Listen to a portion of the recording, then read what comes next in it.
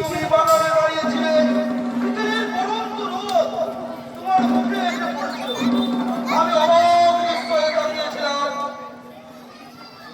প্রস্তাব দিয়েছিলাম, কিন্তু তুমি তা ঘৃণায় প্রত্যাখ্যান করলে। তোমার বাবা আমার মুখের উপর বললো, একটা লম্পটের হাতে তার মেয়েকে তুলে দেবে না। তারপর 2 বছর গঙ্গার উপর দিয়ে বহু জল হয়ে গেছে। কারবার হিসাবে পুলিশ আমাকে অ্যারেস্ট করলো। জেল থেকে ছাড়া পেয়ে আমি রবির নাম বদলে জন্মভাবে আমি এই রাজ্যে বিচরণ করছি। কিন্তু তুমি তোমাকে না পাওয়ার কারণে আজ আমার বুকে বেশি বড় করে বাঁচে। তাই তোমাকে আমি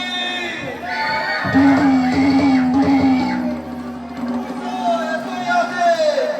তারপর খবর কি বলো? কি রকম? আমাকে সন্দেহ করেছে। তাই তুমি ভয় পেয়ে গেছো?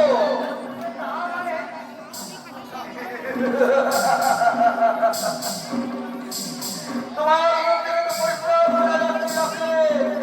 দেখো, পুলিশের কাজ পুলিশ করবে, আমাদের কাজ আমাদের করে যেতে হবে। তোর বিনার ভাব দুর্বলতা মনের মধ্যে ওদেরও প্রশ্রয় পেল না। তুমি কি বলতে চাও?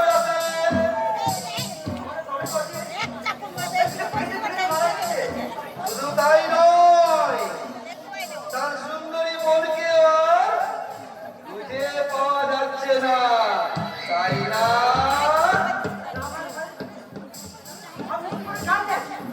আমাকেই তো জানতে হবে, কারণ লোকমান যে আমার হাতে সয় না। আমি শুধু লাভের কড়ি গুনে নিতে চাই।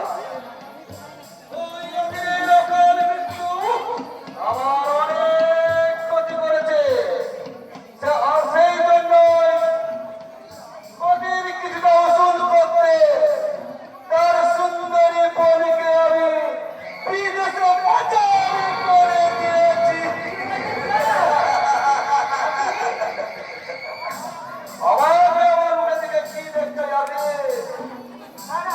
আমি সূর্য।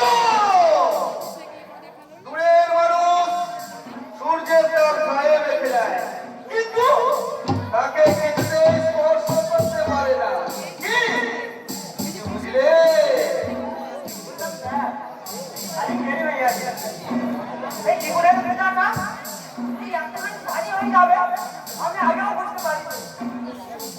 বুঝলে কি করতে?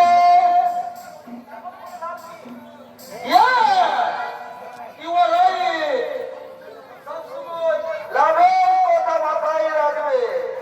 আর হ্যাঁ, আর একটা কথা, অধীরের মনের কথা ভেবে তুমি অযথা কষ্ট পেও না।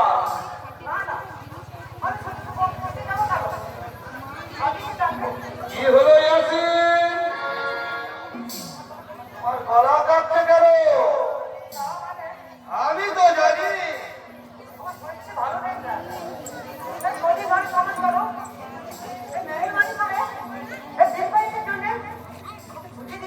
না, এখন কোনো ছুটি পাবে না।